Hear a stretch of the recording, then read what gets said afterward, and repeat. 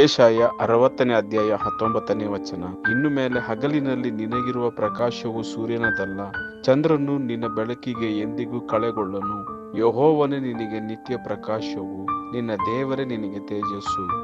Isaiah chapter 60 verse 19. The sun will no more be your light by day, nor will the brightness of the moon shine on you. For the Lord will be your everlasting light, and your God will be your glory.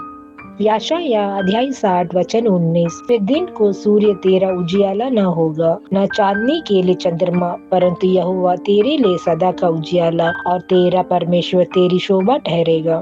ஏசாயா 60ஆம் அதிகாரம் 19ஆம் வசனம். இனி சூரியன் உனக்கு பகலிலே வெளிச்சமாயிராமலும், சந்திரன் தன் வெளிச்சத்தால் உனக்கு பிரகாசியாமலும், கர்த்தரே உனக்கு நித்திய வெளிச்சமும் உன் தேவனே உனக்கு மகிமையுமாயிருப்பார்.